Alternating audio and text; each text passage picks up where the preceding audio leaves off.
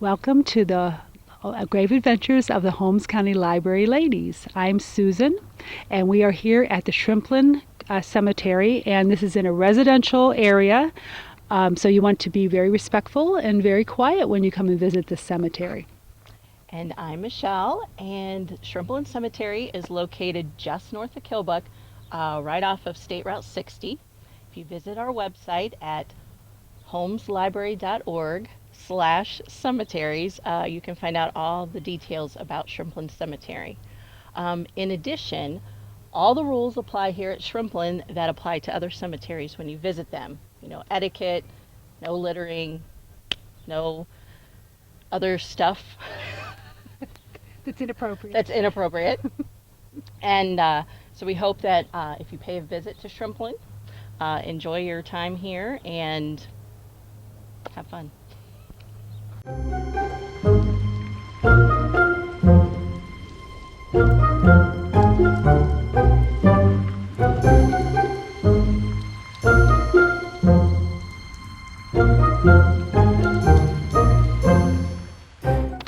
We're here at Abraham Shrimplin's tombstone, who is one of the founding fathers here of the Killbuck area.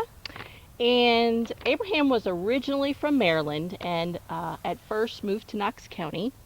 He was kind of a Daniel Boone type, living off the land, I suppose. Not sure about a coonskin cap, but it said he was a little bit like Mr. Boone there. And in 1809, he ventured to the area, which is now the Killbuck, and he loved the pure spring water and the lush land, and that's kind of what drew him to the area here. When he came here, he built kind of like a lean-to, a small little place, and then he built a log cabin after that, and then later he built a brick house, and they said it was like valued $250, something like that at that time. And what I thought was kind of interesting is when he built his log cabin, he built a false floor, so when the Indians were around, he could get in the false floor, so it looked like there was no one there. And then when he walked outside and his tracks went away from the log cabin, he would walk backwards back in, so it looked like he never came back. So I thought that was kind of interesting. Pretty clever how to guy. live. Yeah. Pretty clever guy. Well, soon after the War of 1812, there were many other people that joined Mr. Shrimplin in the area. Probably had a little bit to do with the land patents that were given out to War of 1812 veterans. Also during this time, Abraham set up the first trading post in Holmes County and built a grist mill at Shrimplin's Run.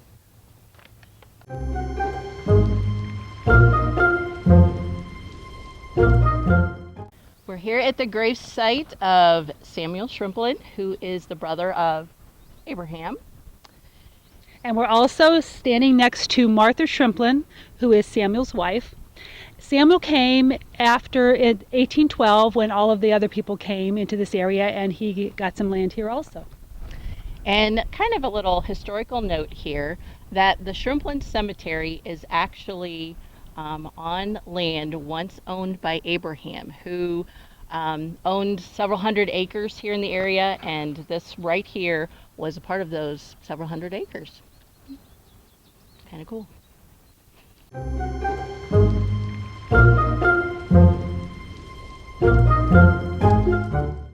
We're back here in the back of the graveyard, and this is Sarah Shrimplin's tombstone. She was the daughter of Abraham and Betsy Shrimplin, and we're going to use the gravestone next to her, which is James Lysel or Lissel. We're not sure of the pronunciation, but that was Sarah's first husband, and we're going to use this tombstone as a demonstration for grave rubbing. And Michelle, what are you doing? I'm demonstrating gravestone rubbings. No, not you. No, down. So we're going to use our grave digger, Braden. Hey. Who is going to demonstrate grave rubbing for us today. Instead of grave digging, he's going to do grave rubbing. So here we go. Can I come back now? You can come back now. As long as you do it right. Okay, we'll do it right this time. Okay. Okay, gravestone rubbing has been something done for years, and the purpose is to get an impression of the tombstone. It comes in very handy when, like many of the tombstones here, the fronts are worn by weather, and it might help you to determine exactly what was engraved on the front of the tombstone. So it is helpful. However, there's lots and lots of caution to keep in mind when doing the rubbings. Some cemeteries forbid it. So it's a good idea when you visit a cemetery, stop by the sexton's office, give them a call ahead of time and see what rules they have about doing rubbings. You want to be careful around tombstones, as we mentioned before. They're old, unstable sometimes, and so if you're leaning and pushing, you could not only destroy the tombstone, but you could hurt yourself. So you need to be very careful when you do this. It's a good idea to use a dark colored, we're going to use a crayon here today, but you want to make sure your paper is wider than the area you want to rub. That way you don't take a chance of, doing any kind of damage to the front of the tombstone. So, Mr. Tombstone Rubber here.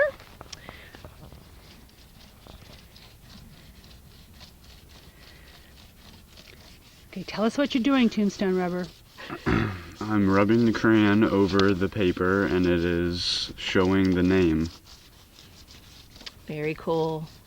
It's kind of like those magic scratch things you can get. Ooh, it's coming out. I see James. Ooh, very nice. Very cool. Very cool.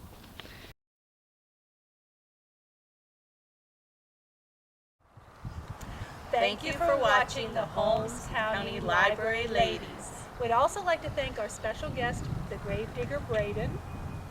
We'd also like to thank our cameraman Eric. And hope he comes back for another episode. We do hope.